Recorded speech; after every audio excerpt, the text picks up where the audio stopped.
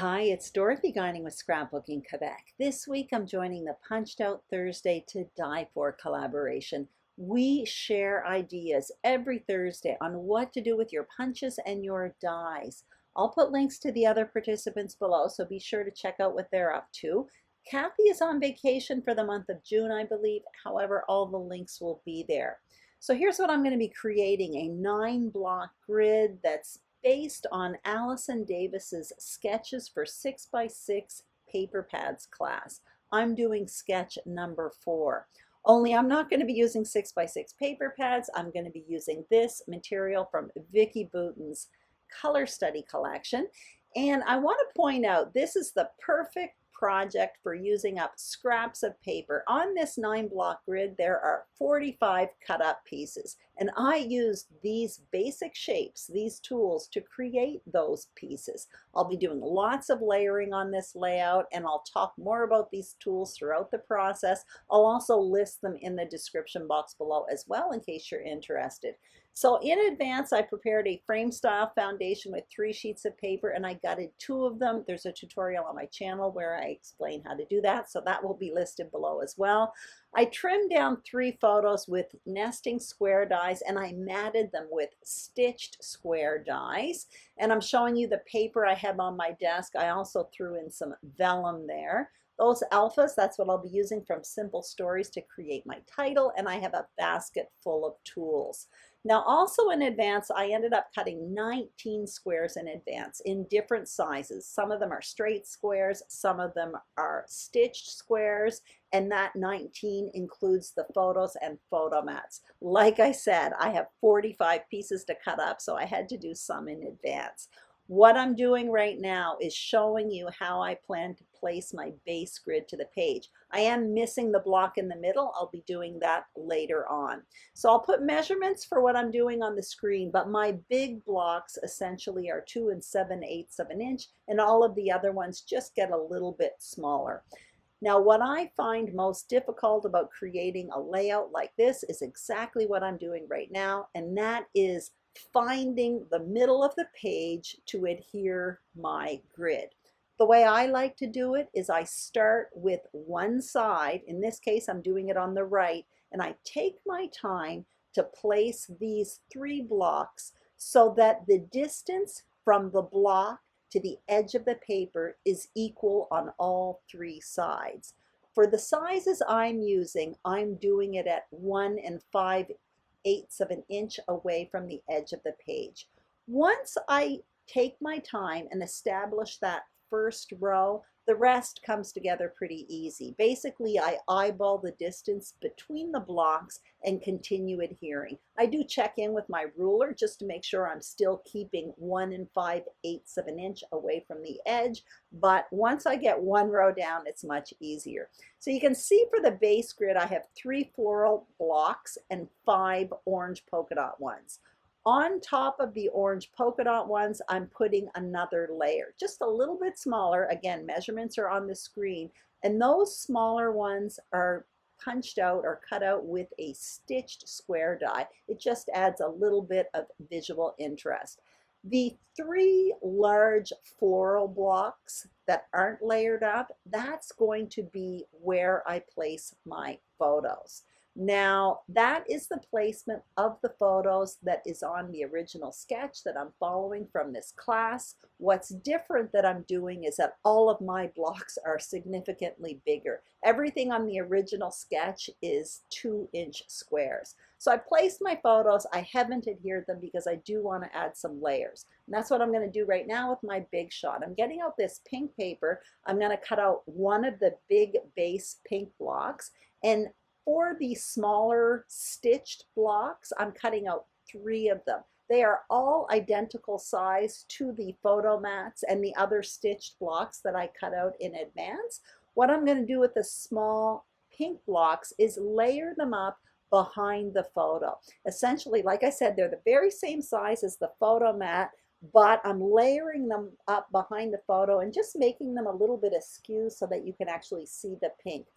For the pink block in the middle, that's where my title's going to go, and you're going to notice I cut out off camera 2 extra layers of white cardstock, and I'm layering it up behind that block. That's because all the other blocks on the grid are layered up, but the one in the middle is just a plain pink block, and I want it to be at the same level as the other ones, so I don't want it to be lower than the other blocks. That's why I added a bit of extra cardstock behind it. So I've adhered my photos down now. Essentially, my photos create a visual triangle on this layout, and I'm going to continue creating visual triangles, and I'm actually going to talk quite a bit about it. What I'm going to do right now is establish a visual triangle for 3 embellishment clusters. And I'm going to start by cutting out 3 circles. But what I want to point out here is that even though I'm cutting out 3 circles, they're not identical. 2 are going to be white, 1 is going to be pink. And the white ones are bigger than the small pink one. I also should mention these are stitched circles. Again, that's from that same die set that I used to cut out the squares earlier. It's a collection from Stampin' Up called Stitched Shapes. It has circles, ovals, and squares. It's an old collection, but I use it all the time. Back to my visual triangle here. So I'm establishing a visual triangle with 3 circles again, but they are different. Now what I'm going to do is cut out 3 flowers. These flowers are quite big. Another old die set from Stampin' Up. They're called floral frames or something. I'll list them below. These are identical in vellum, and I'm going to place them behind each one of those circles. You're going to notice my tripod falls on my head here. Anyway, I wasn't hurt, and I continue. Again, 3 flowers here, all identical. Putting them behind the circles. I do like using vellum when I'm adding tons of layers like this. It adds another layer, another texture, but not a whole lot of visual weight. So now what I'm doing is cutting out 3 hearts for those 3 embellishment clusters. Identical shapes, but this time different in color. So I have 2 pink hearts and 1 orange polka dot heart. I find that the pink hearts are a little lost on those big circles, so I'm cutting out 2 squares. That's in that stitched square die set, and I'm going to layer them up behind the pink hearts. But by using that orange polka dot paper, essentially I'm creating another visual triangle with the orange polka dot heart. I guess what I want to point out here is that I've created a visual triangle. In some cases, I've repeated shape. In some cases, I've repeated size. In some cases, I've repeated color, but they're all a little bit different. Now I'm adhering these 3 clusters together. Now behind the pink hearts and the pink circle, I'm adding scrap cardstock simply because I want to raise those pieces up with foam adhesive. It's another fun way to add dimension and texture to the clusters, is just adding a bit of foam adhesive for dimension. So I'm doing all of that. Once I get all of this down, I do go back and kind of finish off my embellishment clusters later on towards the end of the video. But once I adhere all of this down, I want to start working on my title, which is going to go in the middle, as well as my journaling, which is going to go in the top right block. So the sketch that I'm following, the title does go in the middle, but I do change up the journaling area a little bit. For the journaling, what you're going to see me get out is my trusty tag punch from Stampin' Up. I think what I'm going to show you first, though, is my alpha book from this Simple Stories collection. I do plan to put my title there in the middle in those yellow alphas, but this book is really fragile. They're very, very paperweight, those letters, so I'm going to do that a little bit later on off camera. What you see me cutting up right now is part of a cut-apart sheet from this color study collection from Vicki Boutin. There was like a journaling box, but basically I cut out the graph paper from the middle. I cut myself a 2-inch strip, and that's a tag punch from Stampin' Up. I punched out each end, but I do plan to snip it. What I want is a larger tag where my journaling is going to go in the top right, and I just want a little repetition of that in the bottom left. What's going to go in the bottom left is just the stamped out date. Again, repetition, but it's different. Anyway, now what I'm going to do is make reinforcers for these tags. So from the scrap of paper, from that cut apart sheet, the yellow on it is identical to the yellow in that alpha book. So I'm going to make myself some rings with that. I used a hole punch and a 1/2 inch circle punch. That created a ring, and what you're going to see me do is just simply adhere the ring around the holes of the tag. I come in later on and add some twine to that. What I will do right now is adhere the tag to the top where I'll be doing my journaling, but the one at the bottom, I'm going to leave it loose. I have a very little piece to work with, and I do want to stamp on that, so I'll keep it separate until I stamp it, and then what I'll do is adhere it. So like I said, I'm adhering the journaling box right up there, and then what I'll do is come in and start adhering my title. So my title is going to be Just Go, and this is quite simply a story about trying to motivate myself to get out and run, which is something I haven't done enough of lately.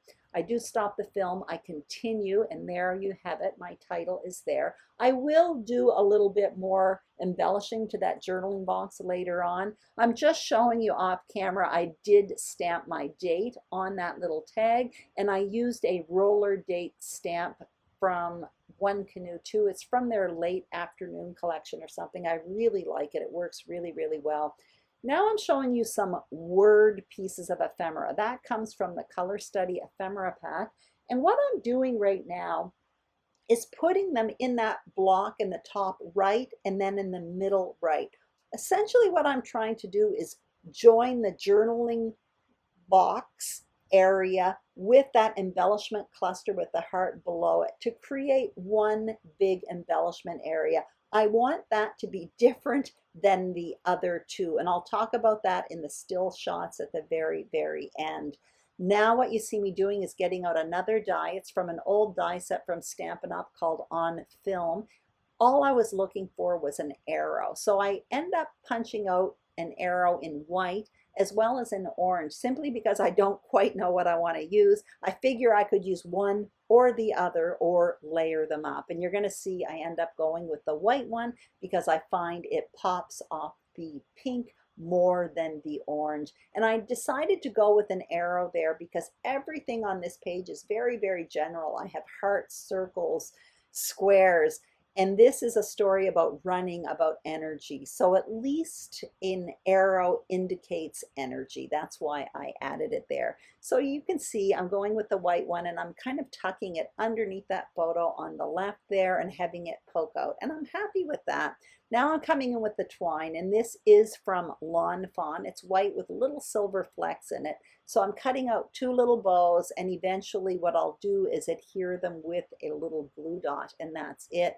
Then I'm finished. So what you're going to see at the very end in the still shots is, of course, I did my journaling, but to continue with that embellishment cluster over there on the right to kind of join those 2 boxes together, what I did was I took my tiny attacher, you'll see it in a minute, and I stapled those word phrases to the journaling box and to those blocks. Again, just adding a little bit more texture in that area and essentially joining those 2 blocks together as one big embellishment cluster. Again, making it different from the other 2 embellishment clusters with the hearts. So that's it. I hope you enjoyed this video. If you did, please give me a thumbs up. If you haven't subscribed to Scrapbooking Quebec, I would be absolutely thrilled if you did. Don't forget to check out the other ladies. Their links are in the description box below. Have a fantastic day, and I'll see you soon on YouTube. Bye-bye.